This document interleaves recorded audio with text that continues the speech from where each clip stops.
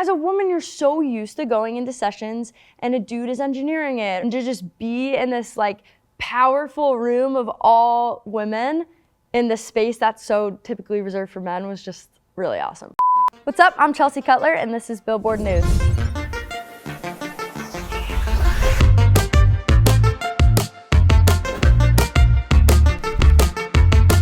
It's Tetris with Billboard News, hanging with the super talented Chelsea Cutler. Thanks for coming today. It hurts so much. Growing up is hard to do.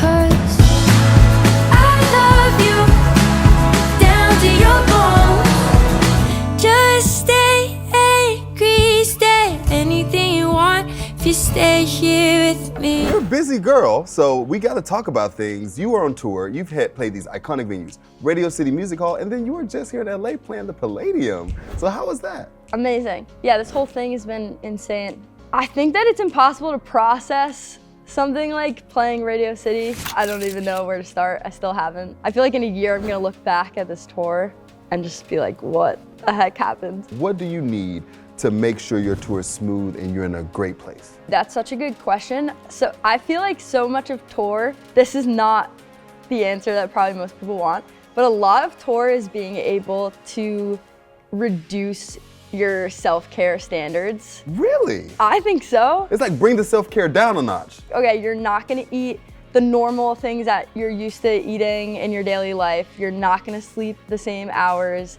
Like we were saying the other night, we were like, okay, if we're asleep by like 2 or 3 a.m., it's a huge win. Wow. Yeah. So it's like, okay, trying to get, my goal each night is 7 hours of sleep, which I know still probably sounds really good, but I sleep a lot. Usually 2 hot showers a day, just steam, keep everything moving. I bring my dog on tour. Okay, so he's got to be taken care of as well. No, he's taking care of me. He's the man. Like that, yeah, he's easy. That's my self-care rock right there. Gotcha. That's my guy, yeah. I try to work out most days and just gotta like keep your body moving and take care of yourself as best as you can. Jeremy Zucker, Yeah. You guys have collabed on 2 EPs, so tell me about the relationship and how it's been to grow and make music together. Yeah, I honestly feel like we're siblings, which is amazing and allows us like this really, really close natured relationship where we can just be really, really honest with each other. I feel like we've grown up a lot together. We've changed so much. We've also grown in really similar ways. And I don't know, you put us in a room together and for some reason, good things usually come out. And I'm still scared of growing old. You were good to me. You've been posting a lot together. So No, is we there, haven't. is What are there, you talking about? she's like, well, are you on my social media? But are you guys gonna put more music out? Like, are we gonna see a collab on Brent 3? We have a lot of really cool stuff happening. A lot of good stuff in the works. On tour, everyone's always asking me at meet and greet and VIP, like, when's Brent 3 coming? I'm like, you guys are delusional. You guys are delusional. Jeremy and I can't even hang out anymore without everyone accusing us of doing things. So no, obviously we're working on some stuff and yeah, it's gonna be really great. What do you feel like is unique that your fans are getting to experience coming to different shows? Well, hopefully they're stoked, you know, when someone comes out and it's always a great surprise. It kind of, you know, you were doing the same set list every single night, so being able to switch that up and bring out a different guest on some nights always just kind of breaks up that cadence a little bit and just keeps things fresh. And talking about keeping things fresh, what about this new version of Your Bones that you've been promoting or performing? How's it been to do that in front of fans?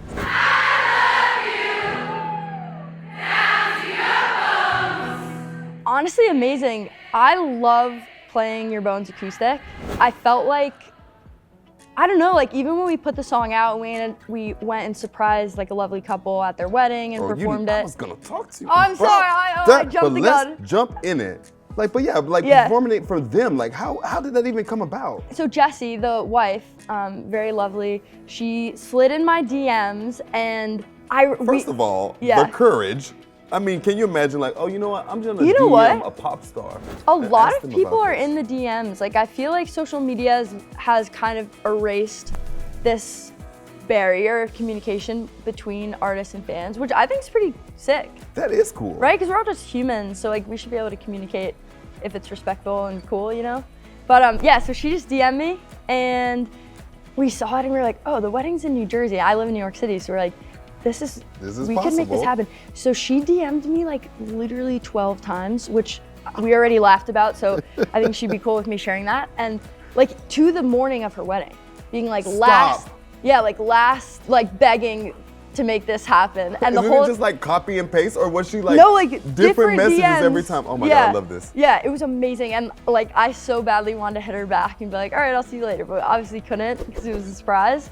But it just made it so much sweeter that the whole time she kept DMing me and we knew we had already gotten in touch with her family and everything. Oh my goodness. Yeah. Oh, that makes me want to cry. I don't know why. I'm just such a sap.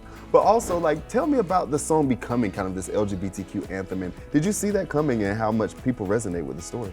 I mean, I think that to an extent, I probably expected it just given the nature of my relationship. I think, you know, if I'm obviously in a relationship with a woman, so I think a lot of my fan base probably is part of the LGBTQ community. So I definitely expected that, but I think what's really cool is that honestly, we saw the song being used on social media for like everything, like dogs, babies, relationship, self-love, like everything. That was more surprising than anything. And what do you feel like is one that sticks out to you? You've probably seen so many, but now that you've listed all the types of TikToks, like tell me something you saw that you're like, wow, this is powerful. Millie Bobby Brown used it. I love you down to your bones. So she fosters dogs. She has something like 28 dogs, like at any given time. Like she fosters. 28? She fosters like a lot of dogs, and yeah, crazy. But I mean, she's probably loaded and has a huge house, and the dogs are probably chilling. But yeah, so she used it, and that was sick. Now suddenly I'm somebody I don't recognize, but I am so happy to be here. Tell me about the creative process in making such an anthem. Honestly, no joke. I was in Los Angeles for a writing trip, and I was heading to Joel Little, his house that day. I'm the incredible producer, and I woke up at like 5 a.m. No joke, and had it in my head, and just grabbed my phone. We have to work on your sleep schedule. No, I literally kid you not. Like I woke up with the idea, voice noted it on my phone, and went back to sleep. And then got to his house later and was like, hey, I had this little idea this morning. I don't know if it's cool or not. And played it for him, and we were just like, all right, let's rock with this. Ah, that's amazing. Yeah, we just wrote it all in that day, and yeah, it came so easily. So your third album, Stellaria, you've already released it about 6 months ago, but you're touring it and seeing the fans' reaction to it. So how has that been? It's been awesome. I just feel like everyone's growing up together, which is really, really fun. I kind of feel like I see my fan base, like they relate to the music so much because we're hitting all kind of the same ages and milestones at similar times, which is really cool. I feel like it empowers me a lot to like keep writing music about my journey, and I can keep growing and maturing, and they're gonna be coming right along with me with that, which is really fun. And then, I mean, you talk about your fans' relationships. So tell me about like these VIP, like the meet and greets and stuff, and like, what's that like to hear people come up to you and say like, your stories resonate with me? Yeah, I mean, I'm not gonna lie to you, dude. I'm probably gonna get fired for saying this, but VIP is weird. She's like, I'm gonna get... No, I love doing it, but the fact that anyone pays money to like meet me, I see what you mean. the human brain like should not comprehend that, right? Like I feel like you have to like separate that for like your own kind of humility and to stay grounded and everything. It's like, no one should be paying to meet me. That's very, very weird. But at the same time, also, thank you for doing that. No, that's what I was gonna say. I think I'm such a fanboy myself that I like understand fans are connecting with you and they wanna see you, they wanna put Totally, a face yeah. to like what they listen It to. just bewilders me. Like I said, like I think it's just so far beyond what the human brain can comprehend that it's crazy to me that like anyone wants to meet me or like spend time with me in that way. So I'm pretty humbled and like blown away pretty much every single day on tour that we're out meeting fans. So Stellaria seems like a very powerful name. So talk to me about the meaning of the album title. I knew that I wanted this album to live out west somewhere. Like I knew I wanted the content to kind of be like Yellowstone. So we ended up going out there, and that word Stellaria kept coming up. There was like Stellaria Lane and a Stellaria Creek in Yellowstone. And again, me being like a Latin nerd, I saw that and I was like, that's a fascinating word. And I fell in love with it. It means star-like. And it just felt like such a great representation for the world that I wanted to make. Wow, that's so great. Now I got to go to Yellowstone and check Dude, out it's so Stellaria. fire. You gotta go. And then let's talk about your background in producing. So you've obviously been in the industry for quite a while producing before you even became an artist. So how did that prepare you for your artistry? It's really interesting. For me, it was like such a means to an end when I was in college because I didn't know anyone who could produce. So if I wanted to translate what I was hearing in my head into something tangible, the only way I could do that was learning how to use Logic and how to actually do it. And I think I've just fallen in love with it so much through that process. And now to me, songwriting and production feel one and the same. You know, like anytime I sit down to work on a song, like the production and the songwriting kind of happen simultaneously. It's really interesting. Someone at Tour VIP asked, does the production come first or the songwriting come first? I was like, they're kind of the same. Hand in hand for yeah, you. but yeah, I've just totally fallen in love with it. And it's amazing because I feel like there's no better way to communicate what I envision in my head into, a real tangible thing. And do you feel like it sets you up in a good way when you're working with other people, or are you like in the studio like, I want this, I want this? Like, how do other people react to it? That's a great question. I think that, so in sessions, I like to try to take a little bit more of a backseat with production because I want to be challenged to think outside of my comfort zone. And if I'm at the helm, then I'm probably, my inclination is gonna be to go in a direction that makes me more comfortable. So I do my best to kind of take a backseat with that and let someone else's brain bring new ideas and a fresh perspective and stuff. But I think coming from being someone who produces and writes, it's been a really big learning curve to go into sessions and be open-minded, for sure. So that was a big learning curve, but obviously shout out to everyone who's ever done a session with me.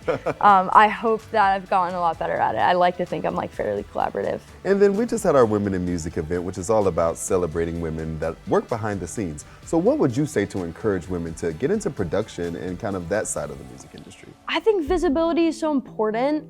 And I think we're living in this really, really cool age where the visibility around women in production is so much higher than it's ever been. You have Ariana posting videos of her comping all of her vocals just on Instagram and TikTok, and she's posting 5-minute long videos of her doing that. And so when you have such a mega pop star showing hey, this is a space for women, this is a world that, women can be in. It's awesome, for aspiring, any men and women who are aspiring producers to be able to see kind of this day and age we're in and say that's a world I belong in. So, my advice would just be get your hands dirty, just go for it. Cause I think there's more room in the space for women than ever before. And it's a really, really exciting time for that. And this is obviously something that you're passionate about. So tell me about the initiative that you're working on to try to get women in production. Yeah, so we're working on something and we've been putting a lot of brain power and thought into it. But I think that for me, like I said, it's a really, really exciting time for women and for everyone to get into production. There's so much visibility around it in a way that I think there hasn't before, especially with TikTok and social media, seeing how many people are doing it. And so, it's been this massive goal of mine to help contribute to that and help contribute to making sure people are getting mentorship and good visibility. So we're working on a lot of ways to contribute to that and hopefully inspire and empower more women and men and non-binary folks and everyone who wants to get comfortable with music production. So we got more coming on that. That's amazing. Yeah. Congrats on that. Yeah. And you just mentioned TikTok, so it made me think about social media and how you've been very outspoken about mental health, about your anxiety and depression and things like that. So why was it important for you to be honest about your mental health? Something that's interesting, whenever people ask me this question, I kind of feel so selfish because I'm writing music and being honest in my music is so for me, and it's such an awesome byproduct that vulnerability kind of translates to this greater narrative around being open with my mental health. But I think honestly what's really cool, hopefully I think it's cool, is that when I sit down to make music, it's just an outlet for all these big feelings that I'm having. And I don't know, I've always just felt really compelled to, I feel no fear or shame around sharing that at all. it is what it is. It's the art that I make. And yeah, it's led to just like so many amazing conversations around mental health, which has been awesome. But yeah, I just don't feel any, if I'm You have no filter. Yeah, like if I'm gonna make all of this art around it, then I accept and am very happy to talk about that, you know? I swim against the current with two arms that cannot fly. I don't feel alive. And what do you feel is a part of your personal story that you want to share so much? You know, that's a good question. I feel like there's a weird gene in artists that make us just like we have to create and share compulsively. I don't know what it is. There's like a little fire in me that's just like art to the world, contribute art. Yeah, I don't know. I literally think it's just like a weird little artist compulsion that we all have that's like, this must get out to the world. I don't know why. I don't know if it just feels like my most powerful outlet. You obviously have your own personal struggles and things that give you, anxiety, I'm sure, but what about the music industry do you feel like contributes to mental health and anxiety? We could talk for hours I got time. about that. It's an amazing industry. It's an extremely fast-paced and dynamic and entertaining and stimulating industry to be a part of. And for that, I'm really grateful. So I just want to preface, that. And at the same time, right, it's a very fast-paced and dynamic industry. And I think there's a lot of expectation on artists, which is great, right? There's so much for us to do. We get to write music, put out music, go tour that music, do promo, make content. Like, it's all really, really exciting things. I think that what can be a little bit detrimental for mental health at times, or just something at least for people to be cognizant of, is the rate of consumption in such a dynamic and fast-paced industry is just so fast, right? It's so rapid and insatiable. And I'll die on that hill that I feel like our content culture is really insatiable. It's a double-edged sword. Now more than ever, we can put out content and get in front of a lot of eyes, and you can put out a lot of music and take a lot of shots and try different stuff. So there's pros and cons to all of it, but it's just definitely something with your mental health to be aware of and give yourself a pat on the back and have some compassion and say, like, yes, this is a really, really challenging industry and landscape to navigate. Now that you are working on new music, you're out on tour, you're seeing your fans, what's something that you want to communicate to them as they've shown you so much support?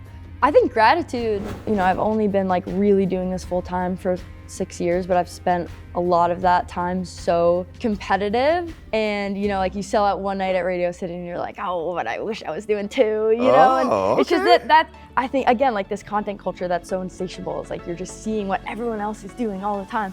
And I think a huge thing with this album and this past tour has just been like, I've just been taking it so much less, like, I don't want to say seriously, because obviously like it's really important to me, but life's so short, dude. Like the fact that I get to just put out music and then go on tour and meet all these people every night, like, why am I taking myself so seriously? I've just been trying to have so much fun and just remind myself, like, it's all about perspective, and the fact that anyone is buying tickets to come see me is crazy.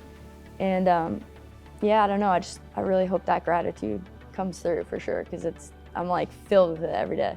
I do want to follow that up now, because I want to know, like, what is a goal that you've set for yourself that you want to accomplish now that you've done these big shows at these iconic spaces? What's something you want to check off your box? It's so interesting, because I feel like if you asked me that question a year ago, I would have these really tangible things, and I've been working a lot on shifting my goals to be like more ongoing, like process goals. Because like, let's say if I said like, hey, I want to play MSG like by the time I'm 29, and that doesn't happen, then like I'm kind of backing myself into a corner a little bit. But I just really want to like feel liberated to make music that I think is awesome.